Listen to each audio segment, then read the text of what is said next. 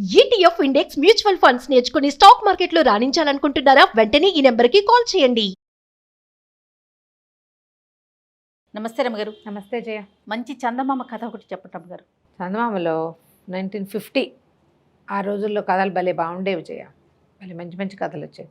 తర్వాత కాలం అంటే మొదటి కాలంలో అనిపిస్తుంది నాకు ఈ పంచతంత్రంలోవి, తర్వాత ఏమో ఈ కథా సరిత్సాగరంలోవి, తర్వాత కాశీ మజిలీ కథల్లోని మాడిఫై చేసేవాళ్ళు చాలా కథలు బాగుండేవి. ఇంట్రెస్టింగ్గా నీతి కథ ఒకటి చెప్తాను.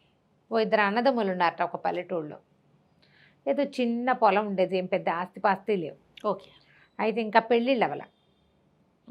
ఏమనుకున్నారంటే చుట్టుపక్కల ఎక్కడైనా బాగా సంపద వచ్చేది ఏదైనా బాగా సంపాదించేసేయాలి. నాన్న ఇచ్చింది ఏమి లేదు ఎక్కువ, అందుకని సంపాదించాలంటే వారా వీరా ఊళ్ళో వచ్చే హరిదాసుల్ని వాళ్ళని వీళ్ళని బాగా డబ్బులు సంపాదించాలంటే ఏం చేయాలని అడిగేవాళ్ళు. ఒక్కళ్ళు ఒక్కటి ఏవో చెప్పేవాళ్ళు. కొన్ని ఫీజిబుల్గా ఉండేవి, కొన్ని ఉండేవి కాదు. ఇప్పుడు మన వ్యాపారాలు డజన్ల కొద్దీ వింటాం. అవును. ఏదో ఒకటి నచ్చుతుంది, అది దిగడం కష్టమని అది మానేస్తారు చాలామంది. వందల కొద్దీ కథలు వింటే ఓ కథ నచ్చుతుంది ఒక సినిమాకి కదా. వ్యాపార మార్గాలు కూడా అంతే, వందల వ్యాపారాలు వినాలి. విన్నాక అందులోంచి ఒకటి మనం సెలెక్ట్ చేసుకోవాలి, అది మనం చేయగలమో లేదో చూసుకోవాలి చాలా. అయితే ఏమైందంటే ఈ మన ఆ ఊరి మున్సబ్ గారింటికి, అంటే అప్పట్లో కరణం గారు ఉండేవారు, మున్సబ్ గారు కరణం గారింటికి ఎవరో చుట్టాలు ఆయన వచ్చాడు. ఆయన సాయంత్రం అయ్యేసరికల్లా పిచ్చాపాటి మాట్లాడుతూ వాకిట్లో కూర్చునేవాడు. ఆ కూర్చుని ఆయన ఏం చెప్పాడంటే, ఇక్కడికి వారం రోజులు ప్రయాణిస్తే, 4-5-6 రోజులు ప్రయాణిస్తే వచ్చేటువంటి అదేదో ఒక కొండ, మబ్బు కొండ అంటారు. ఆ కొండ మీద లోయలో బంగారం ఉందని తెలుసుట ఆయనకి. మా ఊళ్ళల్లో చాలామంది ఆ కొండెక్కి బాగుపడ్డారు. అలాగని మా ముత్తాత చెప్పేవాడు, లేదా మా తాత చెప్పేవాడు. అంటే అలాగుంటుందండి అయ్యగారు అని అడిగారు వాళ్ళు. ఉంటుంది, ఉంది, అది తెచ్చుకుని బాగుపడ్డ కుటుంబాలు ఉన్నాయి. కష్టం రా ఆ పని. ఓ 15-20 మంది కూలీలైనా వెంబడి తీసుకెళ్ళాలి, వాళ్ళందరికీ తిండి ఏర్పాటు చేసుకోవాలి, మరి కొండ మించి బంగారం తవ్వుకుని తెచ్చుకోవాలి, అది కష్టం. ఈ కూలీలో ఎవడైనా ఎగేసిపోతాడు, ఏమైనా జబ్బులు వస్తాయి అని ఇలా మాట్లాడాడు. మాట్లాడితే వీళ్ళు బాగా ఆలోచించారు ఇద్దరు. సరే అన్నయ్య ఏమన్నాడంటే, వీరన్న సోమన్న ఇద్దరు పేర్లు. సోమన్న పెద్దవాడు, వీరన్న చిన్నవాడు. అన్న తమ్ముడు ఇద్దరు మాట్లాడుకున్నారు. ఏమన్నాడు పెద్దవాడు, అరే అట్లా కాదురా, ఏముంది ఈ ఊళ్ళో, నాన్న ఇచ్చింది ఓ చిన్న చెక్క అమ్మేద్దాం. ఈ చెక్క అమ్మేసి ఒక 4 రోజులకి సరిపడా ఆహారపు దినుసులు ఏర్పరచుకుందాం. ఊళ్ళో నుంచి ఒక 20-25 మంది కుర్రాళ్ళు మనబోటి వాళ్ళే ఖాళీగా ఉన్నారు, కూలీ వస్తే చేస్తారు, లేకపోతే వాకిళ్లలో పడుకుంటారు. ఏముంది ఇక్కడైనా ఓ ముద్ద దొరికేది, ఆ ముద్ద ఏదో మనమే వేద్దాం, తీసుకెళ్దాము, మనకు తెలిసింది కదా అని అడిగాడు. అడిగితే సరే తమ్ముడు కూడా ఒప్పుకున్నాడు. అన్నయ్య బలంతో పెడుతున్నాడు, ఆ బంగారం ఏదో కళ్ళ చూద్దామని. ఈ రెండో వాడికి ఏంటంటే కొంచెం ఒళ్ళొంచి, పెద్దవాడి కంటే కూడా ఎక్కువ పనిచేసే రకము. తర్వాత వెళ్ళే దారి ఆసక్తికరంగా ఉంది, ఎక్కడికైనా వెళ్ళటం అవన్నీ. అక్కడి నుంచి ఏమన్నారు, ఓ పంచి మన ఇద్దరం, నాన్న చెక్క చెరిసగం కదా, సగం డబ్బు నేను తీసుకుంటా, సగం డబ్బు నువ్వు తీసుకో. ఓకే. మరి నేను మనుషులను పెట్టుకుంటా, నువ్వేం చేసుకుంటావో నీ ఇష్టం, నీది నువ్వు తవ్వుకో, నాది నేను తవ్వుకుంటా. ఆ కొండ మీద తవ్వినంత బంగారం. ఇది కూడా బాగానే ఉంది. ఆ తమ్ముడు కూడా ఒక వారం రోజులకి 10 రోజులకి అక్కడికి వెళ్ళడానికి సరిపడా ఆహారపు దినుసులు, కాస్త డబ్బులు జేబులో పెట్టుకున్నాడు అంతే. నేను చెక్కను, నేను నీతోటే ఉంటా, నువ్వు అందరు కూలీలకి ఏమి ఇస్తావో నాకు కూడా అదే ఇద్దుగా అని చెప్పాడు. సరే అన్నయ్య మాత్రం ఒక 20 మందిని ఏర్పరచుకున్నాడు. నా జట్టు నేను అక్కడికి వెళ్ళాక ఆలోచిస్తాను, చేయబుద్ధి అయితే అప్పుడు చేస్తానన్నాడు తమ్ముడు. సరే ఇక ఈ తమ్ముడితో లాభం లేదు, కానీ వాడు తనకు తోడుంటాడు. తమ్ముడు తనని మోసం చేయడం అతనికి తెలుసు. ఓకే. సరే ఏం చేశారు, ఒక 20 మందిని జట్టుని ఏర్పరచుకున్నారు. మరి ఎవరి మూటలు వాళ్ళు మోసుకోవాలి, అంత ఫుడ్ అంతా మోసుకెళ్ళొద్దు, పప్పు బియ్యం అన్నీ అవన్నీ చిన్న చిన్న మూటలు చేసి. అప్పట్లో మనకు మళ్ళీ సబ్బా నూనె ఏం కావాలి, వేళకి తిండి తెప్పిస్తే ఏమీ అవసరం లేని రోజులు అవి. ఏదో చిన్న చిన్న అవసరాలు అంతే, అసలు పెద్ద అవసరాలు లేనే లేవు. చెట్టుకొమ్మ విరిచి పళ్ళు తోముకునేవాళ్ళు, పేస్ట్ అక్కర్లా, బ్రష్ అక్కర్లా. ఏ చెరువులోది కనపడితే ఆ చెరువులో మట్టి వేసుకుని ఒడి తోముకోవటం, స్నానం చేయటం అయిపోయాయి. సబ్బు అక్కర్లా, షాంపూ అక్కర్లా. ఎప్పుడో పండగలప్పుడు తలంటుకునేవాళ్ళు. కుంకుడుకాయలు అంతే, అవి ఏ చెట్టుకో రాలేవి, ఎవరి చెట్టునో ఉండేవి, తలా 4 ఏరుకుని తెచ్చుకునేవాళ్ళు అంతే. సరే ఇంత సింపుల్ జీవితాలు. బయలుదేరి వెళ్ళాక ఒక వారానికి ఆ కొండ చేరారు వీళ్ళు. ఆ గుర్తుల్ని బట్టి ఆయన చెప్పాడు కదా, పలానా ఊరు దాటాక పలానాది, పలానా డొంక దాటాలి, చెలమ దాటాలి, ఈ లెక్కలన్నీ పెట్టుకుని అక్కడికి వెళ్ళారు. ఆ కొండకి వెళ్ళే దారి కింద ఒక చిన్న పల్లెటూరు ఉంటే తమ్ముడు అన్నాడు, నాన్నయ్య నేను రాను, నాకు విసుగ్గా ఉంది ప్రయాణం అంటే, నువ్వు పైకి వెళ్ళిపో, నువ్వు వచ్చేదాకా నేను ఇక్కడ ఉంటా అని చెప్పాడు. ఇక తమ్ముడు తన జోలికి రాలేదు కదా, డబ్బంతా తన డబ్బు తను వాడేసుకున్నాడు. ఈయన ఏం చేశాడు, ఈ అన్నయ్య సోమన్న ఈ మొత్తం జనాలందరినీ వేసుకుని ఆ కొండ మీదకి వెళ్ళాడు. ఈ కింద ఊళ్ళో ఉన్న ఈ తమ్ముడు ఏం చేశాడు, ఆ ఊళ్ళోకి వెళ్ళాడు. ఊళ్ళోకి వెళ్తే ఏదో కాస్త పాడి పంట ఉన్న చిన్న ఊళ్ళో అది, చిన్న ఊళ్ళో అయితే మున్సబ్ గారింట్లో బాకెట్లో కూర్చున్నాడు. ఏ ఊరు అబ్బాయి ఏంటి అంటే, ఊరికేనండి ఊపిసిపోక మేము బయటకు వచ్చాము అని చెప్పాడు. ఆయన అన్నాడు, మరి నేను చిన్న పని ఉంది సహాయం చేస్తావా అంటే చేస్తానన్నాడు. ఆయన బండి కోసం చెక్కలు కొట్టించుకుంటున్నాడు. ఈ అబ్బాయికి ఆ పనులు తెలుసు. సరే ఎందుకండి కూలి అయ్యగారు అన్నం పెట్టండి నేను చేస్తాలేండి అని చెప్పేసి కూలీని పంపించేసి తనే ఆ బండి కొట్టి పెట్టాడు. సరే బండి చక్కగా వాటంగా కుదిరింది. మరి వీళ్ళింట్లో వాళ్ళే అన్నం పెట్టారు 2 పూట్ల. గొడ్లను బయటికి తీసుకెళ్ళాడు. వాళ్ళకి వాకిట్లో చేదాం నువ్వు ఉంటే చేదేసి నీళ్ళు తోడు పెట్టాడు. ఆయన అన్నాడు, అబ్బాయి నువ్వు మంచి చురుకైన వాడివిగా ఉన్నావు, మరి ఏదైనా ఒక 10 రూపాయలు ఉంటే మీ ఊరు పోయి తెచ్చుకో, పొలం ఇప్పిస్తాను కౌలుకు తీసుకుందు కానీ అన్నాడు. అంటే ఊరెళ్ళక్కర్లేదండి నా దగ్గర డబ్బులు ఉన్నాయి నేను వచ్చేటప్పుడు తెచ్చుకున్నానని ఏం చేశాడు, ఆయన 1 ఎకరం భూమి ఇస్తే వీళ్ళింట్లోనే అన్నం తింటూ ఆ ఎకరం భూమి సాగు మొదలుపెట్టాడు.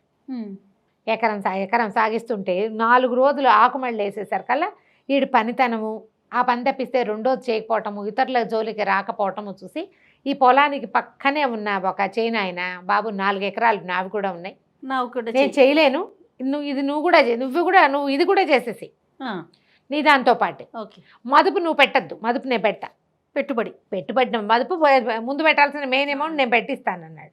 అని నేను నీకు ఆకిపిస్తా, నువ్వు వాడు వేసుకో, ఇవి నీ ఎకరము ఈ 4 ఎకరాలు చూసుకోమన్నాడు. ఈ అబ్బాయి 5 ఎకరాలు ఓపిగ్గా చేసుకున్నాడు. అక్కడి నుంచి ఊళ్ళో ఎవరికి ఏ పని ఉంటే ఆ పనికల్లా వెళ్ళేవాడు. ఇతను చెరువులో మొదట ఆకుమడి వేసినప్పుడు పక్క రైతు సహాయం చేశాడు. తర్వాత నుంచి కలుపు తీయాలి, కలుపు తీసుకోవాలా, అవును, మరి చేను పైకి ఎగిరాక కొయ్యాలా, మళ్ళీ వాటిని కట్టేతలా, ఊడుపులు, ఇవన్నీ వ్యవహారాలు ఉంటాయి కదా, ఊడుపు ముందే చేశారు. ఇవన్నీ వ్యవహారాలకి ఇతను అందరి పనులకి రోజుకొకళ్ళకి చొప్పున సహాయం వెళ్ళి వాళ్ళందరినీ తన దగ్గరికి వచ్చేలాగా ఏర్పరచుకున్నాడు. 6 నెలలు గడిచినాయి. అన్నయ్య ఏమైపోయాడో అజాలేడు. ఇతను మాత్రం చక్కగా పండించుకున్నాడు పంట. పక్క రైతు సంతోషించాడు, మొదటి ఎకరం ఇచ్చిన కరణం గారు ఆ మున్సబు సంతోషించారు. అక్కడి నుంచి ఏం చేశారు, ఇతని వాటా ఇతనికి చక్కగా ఎకరాకి 10 బస్తాలు చొప్పున వాకిట్లోకి పెట్టి ఇచ్చేశారు. ఈయన ఏం చేశాడు, మొదట మున్సబు ఇంట్లో దిగాడుగా, ఆయన అన్నాడు, ఈ పక్కన ఉన్నారు అంత స్థలం ఖాళీగా ఉంది నాయన, చిన్న పాకే ఇసుకో అంటే అక్కడి నుంచి ఇక్కడి నుంచి అందరి చేలకి వెళ్తున్నాడా, వాళ్ళ దగ్గర నుంచి 4 కమ్మలు, వీళ్ళ దగ్గర నుంచి 4 ఆకులు చొప్పున తెచ్చుకుని ఫ్రీగా ఇస్తారు. మొత్తం అంతా వాళ్ళ దగ్గరే తేవాలంటే కొనుక్కోవాలి. 4 తాటాకులు ఫ్రీగా ఇవ్వరు. అందరికీ సహాయం చేశాడు కదా, ఒక కమ్మల ఇల్లు ఒకటి కట్టేశాడు. ఈ ధాన్యం అంతా ఆ ఇంట్లోకి చేర్చుకున్నాడు. మళ్ళీ పొలం దున్నటం మొదలుపెట్టాడు 6 నెలలకి, 2వ పంటకి. అదే కదా జరిగేది. ఇంతలో ఏమైంది, పైకి వెళ్ళాడు కదా అన్నయ్య, బోల్డ్ బంగారం దొరికింది. బంగారం అంతా మోసారు, బోల్డ్ అంతా సంచులు ఏర్పరిచారు. వీళ్ళు పట్టుకెళ్ళిన ఆహారం మొత్తం అయిపోయింది. ఇంకా కొంచెం అని పట్టుకెళ్ళిన సంచులన్నీ నింపుకున్నారు. చివరికి ఓపిక లేవు, తాగడానికి నీళ్లు కూడా లేవు. అదొట్టి డ్రై కొండ, ఒక చిన్న చలం ఉంటే చలమలో నీళ్ళే తాగారు. ఆ బంగారం మోత ఈ కొండ మీద ఇన్ని రోజులు ఉండటము, మనుషుల మొహాలు కనపడకపోవటము, మధ్యలో అనారోగ్యాలు ఎలా అయిపోయారంటే చస్తిమో దేవుడు అన్నట్టు అయిపోయారు. కొండ దిగి కిందకి రావడానికి వాళ్ళకి 10 రోజులు పట్టింది. అవంతా మోసుకురావద్దు, అవును, అన్నార్తులుగా అయిపోయారు. ఎవడైనా గుప్పెడు అన్నం పెడితే చాలు అన్నట్టుగా ఉంది. పొట్టిన వాళ్ళ దగ్గర ఏమైనా అన్ని బంగారపు చెక్కలు.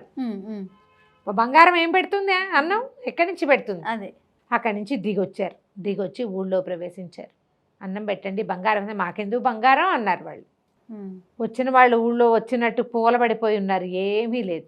అప్పుడే పొలం వెళ్ళి వస్తున్నవాడు అన్నయ్యని చూసి, అన్నయ్య పరిగెత్తుకొచ్చాడు, వచ్చావా అంటే తాము అన్నయ్య వలవల ఏడ్చాడు, బంగారం పిచ్చితో వెళ్ళానురా, అన్నం తిని 1 వారం రోజులైంది, ఏమీ లేదు, చచ్చిపోయేలాగా ఉన్నాం, వీళ్ళెవరు బంగారం మాకు వద్దంటున్నారు, అన్నం కావాలంటే పెట్టేవాడు లేడు, ఇక్కడి నుంచి ఎంతో నడిస్తే కానీ మన ఊరు చేరం, వచ్చేటప్పుడు యాక్టివ్గా వచ్చేసారు.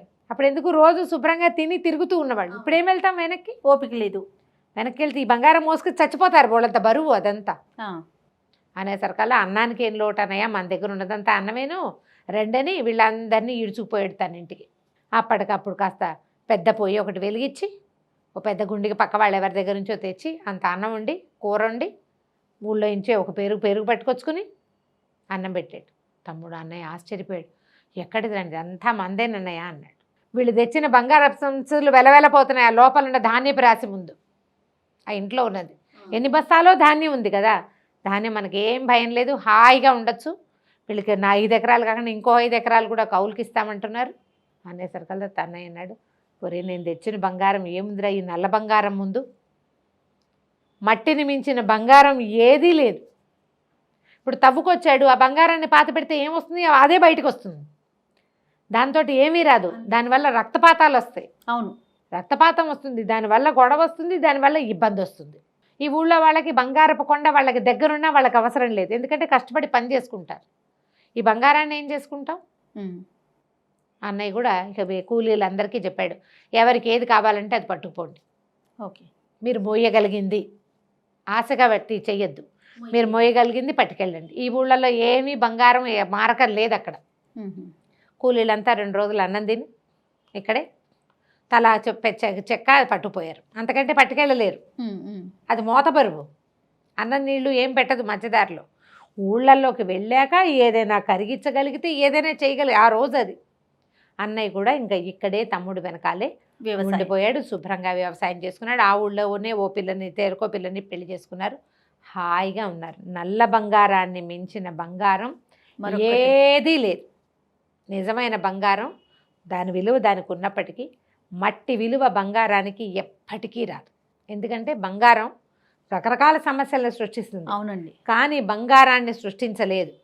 కానీ మట్టి బంగారాన్ని సృష్టించగలదు. అందుకని మట్టికి విలువ ఇవ్వాలి, మట్టిని నమ్మాలి, గౌరవించాలి. మనం మట్టిలోనే పుట్టాం, మట్టిలోనే కలిసిపోతాం. మట్టే మన జీవనాధారం అని కనుక గ్రహించుకుని ఉంటే బంగారాన్ని గురించిన వెంపర్లాటే అక్కర్లేదు. ఎంత సంపాదించుకున్నా చివరికి మనం పోయేది ఆ మట్టిలోకి, అంతే. ఆ బంగారం మనని కరిగించదు, మన ఏం చేయదు. చాలా బాగుంది రమ్మగారు, సూపర్. నమస్తే. నమస్తే.